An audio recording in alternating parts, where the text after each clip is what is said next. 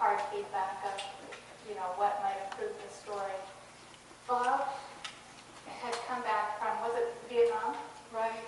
Survived Vietnam, went to celebrate with a friend surfing and broke its neck and was quadriplegic for decades. And for him to read and edit our stories, he had to use something between his teeth. And I know. He's the best editor I've ever had, but he was sometimes, because his skin was so ravaged from lying in his bed and the bed sores he would get, sometimes they would put him in these weird hammocks for weeks at a time, and he'd be upside down with this thing in his mouth editing our stories.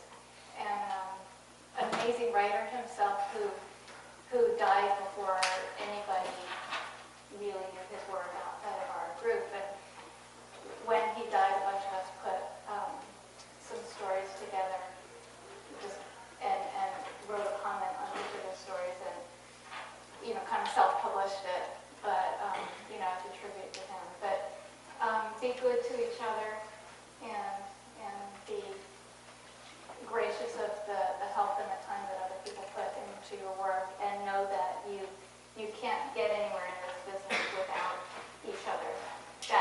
That little person who works at an e-zine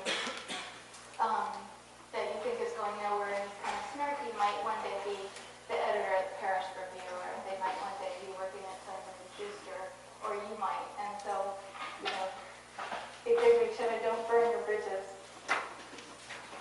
I'm going to read a little bit from the beginning of my book, and then mostly I want to take questions. They can be about the book, but if you have questions about the process of writing or how to make the road of writing or publishing easier, I'd be more happy to talk about you than me. This is a chapter called The House with the Blue Door. I think the only thing you need to know for people who haven't read the book is it takes place in 1975 on an Air Force base. I was barred from school for the day because I'd been biting again. Whenever I pressed my teeth into one of my classmates, my teacher stopped the lesson and called, "Tilly, Tilly." There was always a struggle as she tried to wrestle the hand or arm from my mouth, but I held on, fighting until the last string of spit released, because I like to leave a mark. Although I had nowhere to go, I got up early and sat on the front steps of my nightgown, knees together, bare feet arched to keep my legs off the cold concrete. American flags rose up the poles and flapped against the Sandia Mountains, pale gray in the distance as lights popped on inside the little square houses of our neighborhood, each the same size with their well-mowed lawns and rectangular flower beds under the front windows. Soon the men from each home walked tall and purposefully out of their doors, one after another in their crisp blue uniforms or camouflage jumpsuits, all with the same haircuts, the same pair of glasses. Some, like my father, had more decorations on their uniforms, but from this distance I noticed the sameness. There was a sense of music to the slamming car doors and starting engines, a distinct sense of order as each man backed out of his driveway. Looking from one open garage to the next, I could see we all had bikes, silver metal trash cans, reel mowers, and rakes. Our home was like all of the others on our street. The only difference was our front door. My mother had painted it turquoise blue.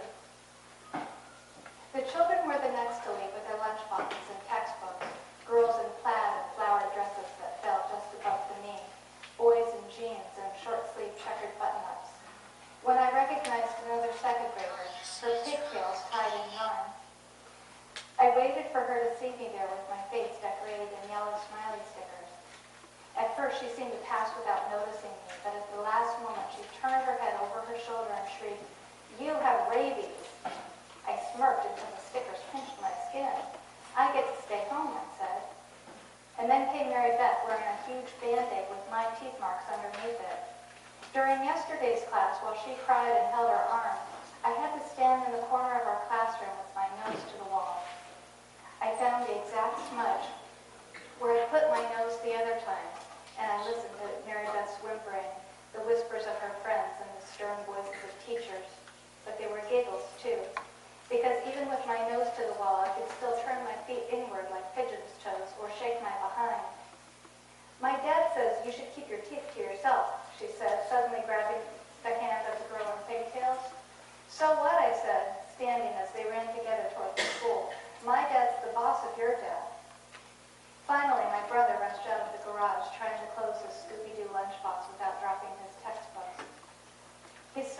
He stopped beside me to see why it wouldn't latch, opening the lid and shifting the jar of green olives and the 2 hot dog buns inside.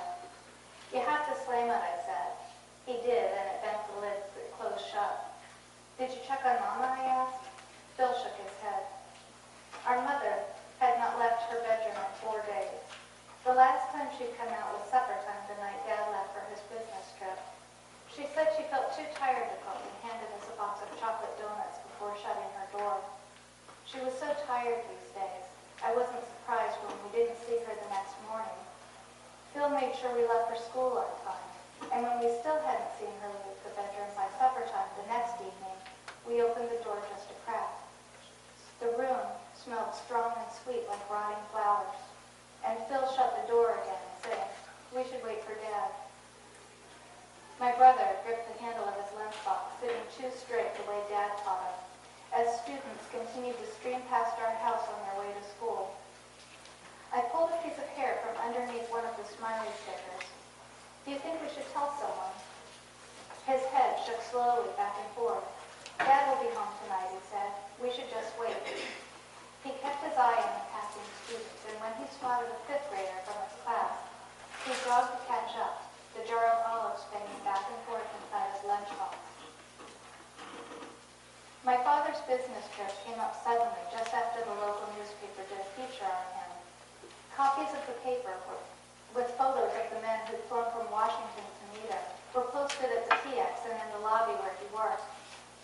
I understood almost nothing of what he did, only that he designed missiles. When I visited his office at the weapons lab with its long blackboard full of formulas and diagrams, he always saved an area for me in the right-hand corner where I was allowed to draw with chalk. The children had all passed our house and started down the hill to school, my brother walking in a perfect line on the right side of the sidewalk, eyes down in case he found something to put in his pocket. Our side of the street was the last to get sun, and even this close to summer vacation, the steps froze the backs of my legs right through my nightgown. When I could no longer see the back of Phil's perfectly combed hair, I went inside, entering the house through the garage. I stepped over dirty dishes, crumpled napkins, empty bread bags, T-shirts, apple cores, pieces of board games, stopping outside my mother's bedroom. I pressed my nose and lips against her door, felt the wood dampen with my breath as I gradually turned the handle. The blinds were down, the smell overpowering, as I felt my way through the sticky air to her bed. She lay there pale and beautiful, as if drowned and washed back ashore, her face blank. She'd covered the bed in books, 5 of them spread out across Dad's side. She once told me she liked to read the first chapters and dream the rest. Perhaps she was dreaming right then. In the quiet, I heard the gurgle of steam moving through the pipes and the swoosh of blood in my ears. My fingers touched the sheet, and I considered saying her name, but suddenly feared she'd open her eyes, blue as robin's eggs, the fat black pupil tracking me. And which mother would she be? Backing out of the room, I slowly pulled the handle until there was a near silent click, and then continued, going backward all the way to the kitchen where my shoulder slammed into the door frame.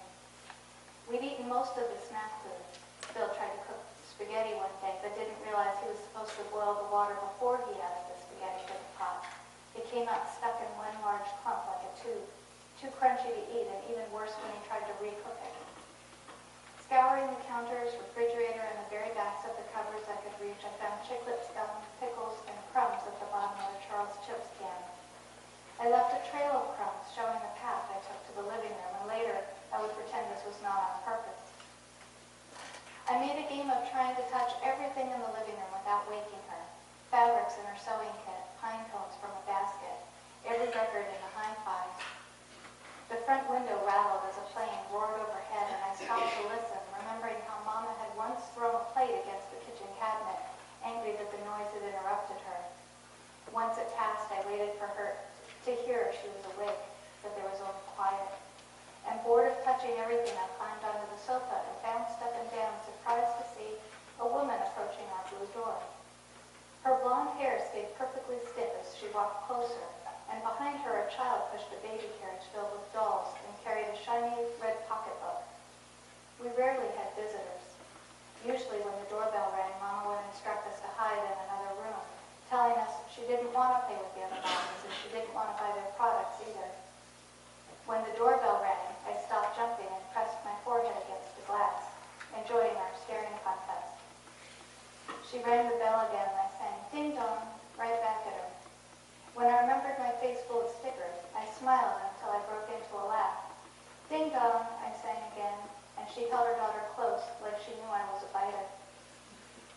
I was never able to explain to my teachers how I could be sorry for biting, but come right back to school and do it again.